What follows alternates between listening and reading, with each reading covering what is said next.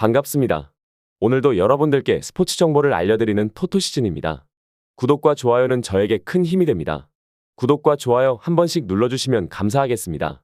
추가 조합픽은 영상의 댓글에 기재해두었습니다. 그럼 바로 분석 시작하도록 하겠습니다. 첫 번째 경기는 가시마와 후쿠오카입니다.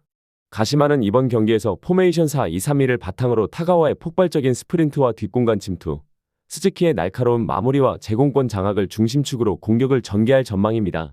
타가와는 상대 수비 라인의 간격을 무너뜨리며 공간을 창출하고, 스즈키는 문전에서의 결정력뿐 아니라 몸싸움에서의 강점으로 상대 센터백과의 경합에서 우위를 점할 수 있습니다.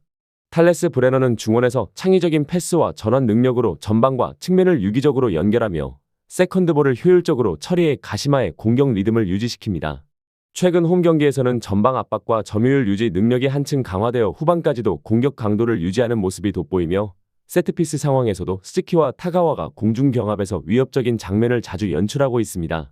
반면 후쿠오카는 동일한 4-2-3-1 포메이션을 쓰지만 자에디의 제공권이 강점임에도 활동 범위가 좁아 전방 전개가 단조로워지는 한계가 있습니다. 곤노는 중원에서 안정적인 빌드업을 시도하나 강한 압박에 직면하면 패스 속도와 정확도가 떨어지고, 미키는 좌측 돌파와 컷신이 날카롭지만 체력 소모 시 수비 가담이 늦어지는 경향이 있습니다. 최근 경기에서는 전방 압박 강도가 약해지고 중원과 수비 라인 간격이 벌어지며 상대에게 공간을 내주는 장면이 잦아졌습니다. 특히 측면 수비의 커버 범위가 좁아 상대 윙어의 빠른 돌파에 반복적으로 노출되고 있어 가시마의 측면 공격 패턴에 취약할 가능성이 큽니다. 이 경기는 가시마가 홈이점을 바탕으로 초반부터 전방 압박과 빠른 템포 전환으로 후쿠오카의 느린 전개를 제어하고, 탈레스 브레너의 전환 패스를 활용해 후쿠오카 수비 블록을 흔드는 흐름이 예상됩니다. 후반으로 갈수록 후쿠오카의 체력 부담과 라인 간격 붕괴가 심화될 수 있으며 가시마가 이 틈을 파고들어 1에서 2골을 추가로 만들어낼 가능성이 높습니다. 공격 완성도와 중원 전환 속도에서의 격차가 승부의 결정적 요인이 될 것이며, 종합적으로 가시마가 안정적인 경기 운영과 날카로운 마무리로 승리를 거둘 가능성이 큽니다. 가시마의 승리와 언더를 추천드리는 경기입니다. 두 번째 경기는 시미즈와 요코하마 마리노스입니다. 시미즈는 포메이션 3-4-3을 기반으로 아프메드 아흐메도프가 중원에서 폭넓게 움직이며 전환 패스와 템포 조율을 담당해 경기의 흐름을 안정적으로 이끌고 있습니다. 나카하라는 측면에서 왕성한 활동량을 바탕으로 수비와 공격 모두에 기여하며 상대 수비 뒷공간을 노리는 침투로 꾸준히 위협을 가합니다. 카피사바는 전방에서 볼을 지켜내는 힘이 좋고, 몸싸움 이후 세컨볼 연결과 마무리 타이밍이 안정적이어서 공격의 마무리 완성도를 높입니다. 최근 시미즈는 수비 블록을 촘촘히 유지하다가 빠른 전환 속공으로 상대 수비를 흔드는 장면이 많아졌으며, 무더운 날씨 속에서도 중원 장악을 유지하려는 전술적 응집력이 돋보입니다. 반면 요코하마 마리노스는 포메이션 4-4-2를 사용하며 우에나카가 전방 압박과 뒷공간 침투를 병행하지만 빌드업 과정에서의 관여 비중이 적어 전개가 단조로워질 때가 있습니다. 이노우에는 좌측에서 폭발적인 스프린트와 날카로운 크로스를 시도하지만 최근 체력 저하로 인해 후반 집중력이 떨어지는 모습이 나타나고 있습니다. 야마네는 측면 수비에서 안정적이지만 빠른 전환 상황에서 뒷공간 커버가 늦어 상대의 역습에 노출되는 장면이 반복되고 있습니다. 특히 최근 경기에서는 점유율을 가져가려는 시도를 하고 있음에도 중원 압박 강도가 떨어져 상대의 빠른 역습을 자주 허용하고 있습니다. 이번 경기는 시미즈가 홈에서 중원 주도권을 잡으며 아프메드 아흐메도프의 전환 패스를 통해 공격의 템포를 끌어올리고, 카피사바의 버티는 힘과 나카하라의 측면 침투를 결합해 공격 루트를 다변화할 가능성이 높습니다. 무더운 날씨 속에서도 수비 집중력을 유지하고 마리노스의 중원 압박 약화와 후반 체력 저하를 공략한다면 한 방으로 승부를 가져올 수 있는 흐름이 될 것입니다. 전체적으로 전술 응집력과 안정적인 수비 운영에서 우위를 점할 시미즈가 경기 후반 결정적인 찬스를 살려 승리를 거둘 가능성이 큽니다. 시미즈의 승리와 언더를 추천드리는 경기입니다. 세 번째 경기는 우라와레드와 나고야입니다. 우라와는 포메이션 4-2-3-1을 기반으로 홈에서 강한 전방 압박과 빠른 전환 플레이를 구사하는 팀입니다. 맞서오는 측면에서 폭발적인 스프린트와 컷신, 크로스 모두에 능하며 압박 상황에서도 볼 간수가 가능해 공격 전개가 끊기지 않게 합니다. 하라고 치는 중원에서 노련한 템포 조율과 방향 전환 능력을 통해 압박을 벗겨내며 전방과 측면으로의 패스 타이밍을 정확하게 조율합니다. 마테우스 사비우는 박스 근처에서 빠른 터치 후 슈팅 타이밍이 날카롭고, 세트피스 상황에서는 정확하고 위협적인 킥으로 득점 찬스를 창출합니다. 우라와는 특히 홈 경기에서 전방 압박 강도를 경기 초반부터 끌어올려 상대 빌드업 루트를 차단하며 빠른 전환으로 짧은 시간 안에 슈팅까지 연결하는 직선적인 공격이 강점입니다. 나고야는 포메이션 3-4-3을 사용하며 주커가 최전방에서 제공권과 연계 플레이를 담당하지만 강한 압박을 받으면 활동 반경이 좁아지고 영향력이 줄어듭니다. 이즈미는 측면에서 폭넓게 움직이며 전진 패스를 시도하지만 크로스의 정확도가 일정하지 않아 마무리 완성도가 떨어지는 경우가 있습니다. 이나가키는 중원에서 넓은 수비 범위를 커버하지만 빠른 템포의 전환 상황에서는 대응이 늦는 단점이 있으며 나고야 자체가 빌드업 시 후방 패스 비중이 높아 전개 속도가 느립니다. 이런 특성 때문에 압박 강도가 높은 팀을 만나면 중원 연결이 쉽게 끊기고 역습에 노출되는 장면이 자주 발생합니다. 이번 경기는 우라와가 홈에서 초반부터 압박 강도를 높여 나고야의 느린 후방 전개를 끊고 마스오와 마테우스 사비우가 양측면에서 나고야의 수비 간격을 벌리며 흔드는 흐름이 유력합니다. 하라고치는 이선에서 템포를 조율하며 마무리 패스를 공급하고 세트피스 상황에서도 스즈키나 중앙 자원의 제공권을 활용해 위협할 수 있습니다. 반면 나고야는 압박 회피가 원활하지 않으면 라인이 점점 내려앉으며 공격 전개가 단조로워지고 중원에서 공을 빼앗기는 순간 곧바로 실점 위기로 이어질 가능성이 큽니다. 후반으로 갈수록 우라와가 주도권을 완전히 잡고 추가 득점을 노릴 수 있는 구도가 예상되며 홈 2점과 전술적 상승이 뚜렷하게 우위인 우라와가 주도하는 경기 흐름이 될 것입니다. 우라와 레드의 승리와 오버를 추천드리는 경기입니다. 네 번째 경기는 마치다와 세레소 오사카입니다. 마치다는 포메이션 3-4-3을 기반으로 홈에서 강한 전방 압박과 빠른 역습 전환을 통해 상대 수비를 흔드는 데 능한 팀입니다. 듀크는 제공권과 피지컬을 앞세워 전방에서 볼을 지켜내며 세컨볼 연결과 압박 시 전방 압축을 주도하는 핵심 자원입니다. 후지오는 문전에서 순간적인 속도를 활용한 침투와 마무리가 날카롭고 좌우 측면을 오가며 압박을 회피한 뒤 결정적인 기회를 창출합니다. 시모다는 넓은 시야로 중원에서 전환 패스를 공급하고 템포를 신속하게 바꾸는 판단이 뛰어나 공격과 수비 전환 모두에서 중추 역할을 담당합니다. 마치다는 홈에서 특히 중원 간격 유지와 세컨볼 장악에서 강점을 보이며 상대를 압박해 전방에서 짧은 시간 안에 공격을 마무리하는 패턴을 자주 보여줍니다. 세레소 오사카는 포메이션 4-2-3-1로 점유 기반 전개를 선호하지만 강한 압박과 빠른 전환을 병행하는 팀을 상대로는 뒷공간과 중원 간격이 벌어지는 약점을 드러냅니다. 티아고 안드라데는 폭발적인 돌파와 직선 스피드를 활용해 측면을 공략하지만 압박에 갇히면 영향력이 감소합니다. 시바야마는 압박 저항 후 볼을 배급하는 능력이 있으나 활동량이 떨어지면 빌드업 속도가 느려지고 카가와 신지는 경험을 바탕으로 전방 연결과 박스 근처 패스를 시도하지만 후반부에는 체력 저하로 영향력이 줄어듭니다. 이번 경기는 마치다가 듀크에 버티는 힘과 후지오의 침투를 결합해 세레소 수비 라인을 계속 흔드는 그림이 예상됩니다. 시모다의 빠른 전환 패스는 세레소의 수비 간격을 붕괴시키며 압박 강도가 유지되는 한 세레소는 후방 빌드업에 어려움을 겪을 가능성이 큽니다. 특히 무더운 날씨 속에서 세레소 중원의 활동량 저하는 후반부 공간 노출로 직결될 수 있으며 라인을 높게 유지한다면 마치다가 직선 돌파로 단숨에 뒷공간을 침투할 수 있습니다. 종합적으로 볼 때 체력 싸움과 압박 강도를 끝까지 유지할 수 있는 쪽이 승리를 거머쥘 가능성이 높으며 홈 2점과 전술적 상승을 고려하면 마치다의 우세가 예상됩니다. 마치다의 승리와 오버를 추천드리는 경기입니다. 다섯 번째 경기는 쇼난과 FC 도쿄입니다. 쇼난은 포메이션 3-1-4-2를 기반으로 수비 블록 유지에 무게를 두는 운영을 펼치지만 중원 압박이 약해지는 순간 라인 간격이 벌어지며 중앙 침투에 쉽게 노출되는 단점이 있습니다. 제르맹료는 제공권과 문전 움직임이 위협적이지만 연계 플레이에서의 기여도는 제한적입니다. 가토는 측면에서 왕성한 활동량과 꾸준한 크로스 시도로 공격 기여를 하지만 수비 전환 시 뒷공간 커버가 늦어 상대 측면 돌파에 흔들릴 수 있습니다.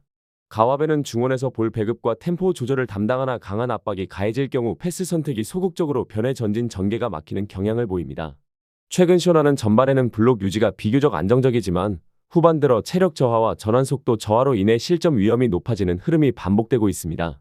FC 도쿄는 포메이션 3-4-3으로 하시모토를 중심으로 한높은 중원 압박과 빠른 전방 패스가 전술의 핵심입니다.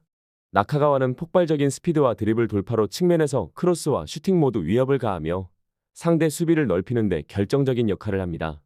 야마시타는 뒷공간 침투와 위치 선정이 뛰어나 나카가와의 돌파 이후 만들어지는 공간을 효과적으로 활용합니다. 최근 FC 도쿄는 볼을 빠르게 탈취한 뒤 곧바로 측면으로 전환해 공격 템포를 높이는 패턴이 자리 잡았고 이를 통해 중원과 측면에서 동시다발적인 압박을 전개할 수 있습니다.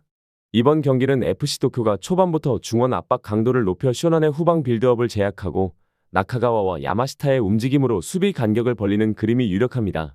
쇼난이 수비적으로 버티더라도 후반 들어 체력 저하와 전환 지연이 겹치면 FC 도쿄의 빠른 템포와 폭넓은 공격 패턴에 밀릴 가능성이 큽니다. 특히 중원에서의 압박과 세컨볼 장악에서 FC 도쿄가 우위를 점할 것으로 보여 경기 주도권은 원정팀 쪽으로 기울 확률이 높습니다. 종합하면 FC 도쿄의 압박과 전환 속도가 승부를 결정지을 핵심 요소가 될 전망이며 FC 도쿄의 승리와 오버를 추천드리는 경기입니다. 여섯 번째 경기는 니가타와 가와사키입니다. 니가타는 포메이션 4-4-2를 기반으로 안정적인 중원 점유를 바탕으로 경기를 풀어가지만 강한 압박을 받으면 후방 빌드업이 끊기고 측면 수비 뒷공간이 열리는 약점이 뚜렷합니다. 오노는 전방에서 침투 타이밍과 마무리 집중력이 뛰어나 중앙과 측면을 모두 공략할 수 있는 자원이며 다닐루 고메스는 압박 회피와 볼 배급에 강점을 보이지만 압박 강도가 높아지면 패스 선택이 단조로워집니다. 아라이는 스피드와 크로스가 날카롭지만 수비 전환 시 복귀가 늦어 상대 측면 공격에 쉽게 흔들릴 수 있습니다. 최근 홈 경기에서는 중원에서 안정적인 템포를 유지하며 나쁘지 않은 흐름을 보였으나 압박 강한 팀을 상대로는 실점 위험이 빠르게 높아지는 패턴이 이어지고 있습니다. 가와사키는 포메이션 4-2-3-1로 와키자카가 중원에서 경기 템포를 조율하고 롱패스와 침투 패스를 통해 공격 전개 속도를 끌어올립니다.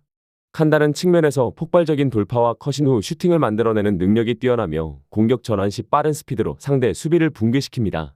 마르치뉴는 제공권과 연계 플레이를 모두 소화하며 박스 안에서의 위치 선정이 탁월의 득점 기대치를 높입니다. 최근 가와사키는 전방 압박과 중원 장악이 매끄럽게 맞물리며 점유율과 슈팅수에서 상대를 압도하는 흐름을 보이고 있어 상대가 압박을 벗어나지 못하면 경기 내내 주도권을 쥘 가능성이 큽니다. 이번 맞대결에서는 가와사키가 와키자카를 중심으로 측면과 중앙을 번갈아 공략하며 니가타 수비를 계속 흔들 것으로 보입니다. 니가타가 초반 실점을 막는다면 홈의 응원과 점유 안정성을 활용해 버틸 여지는 있지만 측면 뒷공간 노출과 후방 빌드업 불안이 반복된다면 후반으로 갈수록 실점 가능성이 커질 것입니다. 가와사키의 전방 압박 강도와 빠른 전환은 니가타의 수비 집중력을 오래 유지하기 어렵게 만들 전망입니다. 종합하면 전력 차이와 전술 완성도에서 앞서는 가와사키가 경기 주도권을 쥐고 승부를 가져갈 가능성이 높으며 가와사키의 승리와 오버를 추천드리는 경기입니다. 일곱 번째 경기는 교토상가와 도쿄베르디입니다. 교토퍼플상가는 포메이션 4-3-3을 기반으로 라파엘 엘리아스의 문전 위치 선정과 순간적인 슈팅 타이밍, 무릴로의 빠른 돌파와 크로스, 그리고 오쿠가와의 템포 조율과 전환 패스를 삼각축으로 활용하며 공격 전개를 완성합니다. 특히 홈에서는 초반부터 템포를 높이고 전방 압박을 강화해 상대의 빌드업을 차단하는데 빠른 측면 전환과 중앙 침투를 병행하며 상대 수비 조직을 무너뜨리는 패턴이 안정적으로 자리 잡고 있습니다. 엘리아스와 무릴로의 연계는 박스 안에서 득점 기회를 만드는 데 강력하며 오쿠가와는 압박 상황에서도 방향 전환과 전방 패스 질이 뛰어나 공격의 흐름을 끊김없이 이어줍니다. 반면 도쿄베르디는 포메이션 3-4-3을 사용하며 후방 빌드업에 비중을 두지만 기무라가 안정적인 패스를 시도하더라도 강한 압박에선 연결이 쉽게 끊기고 전개 속도가 늦어지는 경향이 있습니다. 사이토는 폭발적인 돌파와 컷인을 시도하지만 마무리 정확도가 낮아 찬스 대비 득점 효율이 떨어지고 모리타는 활동량이 많음에도 수비 전환 시 복귀 속도가 늦어 측면 뒷공간을 내주는 경우가 잦습니다. 최근 경기에서도 전방 압박이 강한 팀을 만나면 빌드업이 무너지고 측면 공략에 크게 흔들리는 모습을 반복했습니다. 이번 맞대결은 교토가 홈이점을 살려 초반부터 전방 압박 강도를 끌어올리고 빠른 측면 전환으로 베르디의 뒷공간을 지속적으로 파고들 가능성이 큽니다. 베르디가 점유율을 높이려 해도 교토의 압박 타이밍과 간격 유지가 잘 맞아떨어진다면 후방 실수를 유도하며 득점 찬스를 만들 수 있습니다. 전북전에서 보여준 것처럼 교토가 라인을 과감하게 올려 공간을 압축하는 운영은 느린 전개를 하는 베르디에게 매우 까다로운 환경이 될 전망입니다. 전술 완성도와 홈 경기력, 압박 강도에서 우위를 점하는 교토가 주도권을 잡고 다득점 승리를 노릴 가능성이 높으며 교토 퍼플상가의 승리와 오버를 추천드리는 경기입니다. 여덟 번째 경기는 비셀고베와 요코하마 FC입니다. 비셀고베는 포메이션 4-3-3을 기반으로 오사코의 탁월한 문전 위치 선정과 마무리 능력을 중심에 두고 있습니다. 오사코는 등지는 플레이로 이선 침투를 자연스럽게 유도하며 상대 수비의 시선을 분산시키는 데 능합니다. 측면의 사사키는 왕성한 활동량과 타이밍 좋은 오버래핑으로 공격폭을 넓히고 크로스의 정확도와 안정적인 수비 가담까지 겸비해 밸런스를 유지합니다. 미야시로는 최전방과 측면을 유연하게 오가며 전방 압박과 볼 운반을 동시에 수행해 경기 초반부터 상대 빌드업을 흔드는 역할을 맡습니다. 최근 홈 경기에서는 전방 3명이 빠르게 라인을 올려 압박과 탈압박 전환 속도를 극대화하고 이를 통해 경기 흐름을 주도하며 초반부터 득점 기회를 창출하는 장면이 자주 나옵니다. 반면 요코하마 FC는 포메이션 3-4-3을 운영하며 루키안의 제공권과 피지컬을 활용해 전방에서 버티는 힘을 만들지만 연계 시 패스 정확도가 떨어져 전개가 매끄럽지 못한 경우가 많습니다. 스즈키는 직선적인 돌파와 슈팅에서 위협적이나 수비 전환 속도가 늦어 측면 뒷공간을 내주는 약점이 드러납니다. 오구라는 중원에서 볼 배급을 담당하지만 상대 압박이 강해지면 전개 속도가 급격히 떨어지며 원정 경기에서는 라인 간격이 벌어져 이선 침투와 빠른 전환 플레이에 쉽게 흔들리는 모습을 보입니다. 이 맞대결에서는 비셀고베가 중원 장악과 전방 압박에서 확실한 우위를 점할 것으로 보입니다. 오사코의 마무리와 미야시로의 압박, 사사키의 안정적인 양방향 기어가 결합되면 요코하마 FC의 느린 전환과 수비 간격 문제를 효과적으로 공략할 수 있습니다. 특히 홈에서는 비셀고베가 전환 속도와 압박 타이밍을 완벽히 맞추며 상대 빌드업을 봉쇄하는 전술이 잘 구현되고 있어 요코하마 FC가 초반부터 고전할 가능성이 큽니다. 무더운 날씨 속에서 활동량과 압박 강도를 유지할 수 있는 체력적 우위 또한 후반전 흐름을 비셀고베 쪽으로 완전히 기울게 할 요소입니다. 종합적으로 볼 때 비셀고베의 승리와 오버를 추천드리는 경기입니다. 마지막 경기는 산프레체 히로시마와 간바 오사카입니다. 산프레체 히로시마는 포메이션 3-4-3을 기반으로 제르맹 료의 제공권 장악과 문전 움직임 그리고 순간 침투를 활용한 공간 파괴 능력을 전술 핵심에 두고 있습니다. 제르맹 료는 세트피스 상황에서도 타점 높은 헤더로 꾸준히 위협을 가하며 측면에서 올라오는 크로스와의 호흡이 안정적으로 맞아떨어지고 있습니다. 가토는 중원에서 압박 회피와 안정적인 볼 배급을 통해 전방 연결 속도를 높이고 역습과 지공 모두에서 전환의 연결고리 역할을 수행합니다.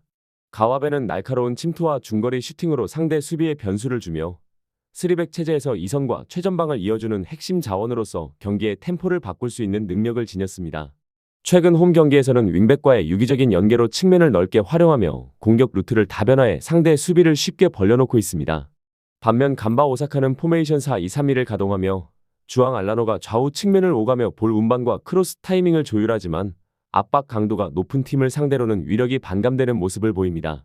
야마시타는 제공권과 피지컬에서 장점을 보이나 뒷공간 커버 속도가 느려 측면 뒷공간을 자주 허용하고 우사미는 경험 많은 공격수로 박스 근처에서 결정력을 보이지만 후반 체력 저하로 영향력이 감소하는 경향이 있습니다. 최근 경기에서는 중원과 수비 라인 간격이 벌어지는 장면이 잦고 압박 회피 능력이 부족해 전방 압박에 취약하며 세컨드볼 경합에서도 반응 속도가 느려 2차 공격에 쉽게 노출되고 있습니다.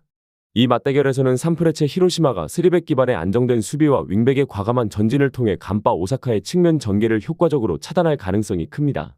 또한 홈에서 보여주는 템포 조절 능력과 빠른 전환은 상대를 압박하는 핵심 무기가 되며 간바 오사카의 후반 체력 저하와 중원 압박 대응 한계는 히로시마의 전방 압박에 그대로 노출될 수 있습니다.